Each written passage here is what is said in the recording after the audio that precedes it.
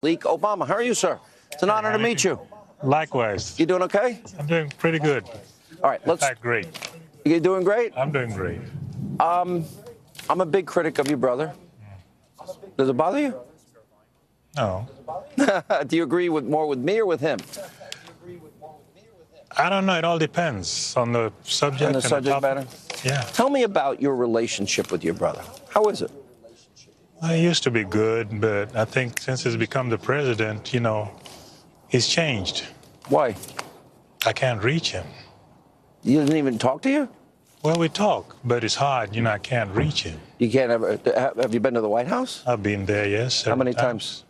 Almost every year. Once a year? What, do you get invited to a Christmas party? I have to fight to get in. You have to fight to get in? He doesn't invite his brother? He's my brother, so I thought, wait a minute, he once said we got to be our brother's keeper, didn't he? I know.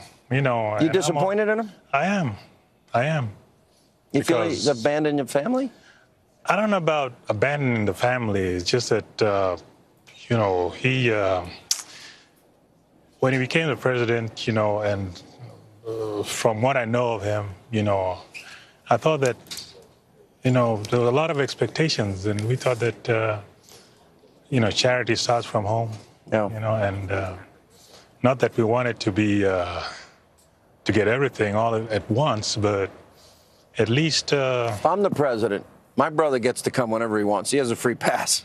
That's just the way family is. Well, I know John F. Kennedy, he had his brother, right there. Robert Kennedy, right there. Yeah. So I thought that maybe, we could, be a family and just discuss this and that. You're hurt. Just disappointed. Yeah. Yeah, and, I would have thought that it would have been different. Your brother will never talk to me. I'd be nice to him. He's the president. I'd be nice. He actually talked about me a lot when he was running for office and even said he wanted to send some guy to beat me up, tear me up. Well, before he was running for office, he was everybody's friend. You think the office has changed him? Has changed him. I think he's been sucked into that matrix. Yeah. And mesmerized by the power. You think so? I think so. Yeah, because what makes you think that? He was a different guy. What was different about him? He was, humble, and he would listen. There was a soft side of him. But now, he's just too formal and stiff. Even when you're alone? Even when we're alone. There's not too much that we can talk about that is really hot, brother to brother. It's too formal, it's like he's busy, he's got this line of people, all these people, want to see him. So it would have been nice if, let's say, maybe I could go and have dinner with him, and then it's So when you do relaxed. see him, how long are you talking to him for? Maybe 15 minutes. That's it? 20 minutes. That's got to be disappointing. How do you feel? I always give out numbers. I don't think he's done a good job. We have 95 million Americans out of the labor force, the lowest labor participation rate since the 70s, the worst recovery since the 1940s, the lowest home ownership rate in 51 years. Since your brother's been president, 13 million more Americans on food stamps, 8 million more Americans in poverty, and he once said $9 trillion in debt is irresponsible and unpatriotic. We almost have 20 trillion. He's accumulated more debt than 43 presidents before him combined. Am I being a tough critic, or am I saying he didn't really do that good? Well, you're spewing out the numbers. The numbers speak for themselves. The numbers. Numbers are numbers. Being spewed. You're spewing them out. So I'm not going to argue with that because the thing is that I myself, I would have liked for him to do better because he was a community organizer when I first met him.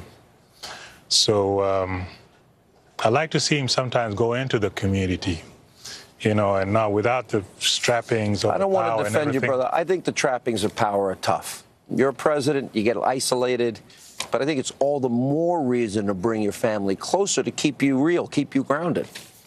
Which is true. I have an idea. Why don't you and I will make a call. You'll take your call and you say, I'm with my buddy Hannity. We want to come see you and keep you real. What do you think? I don't know, because the security and everything going through. Yeah, no, they can. I'm not bringing anything in with me. I'm good.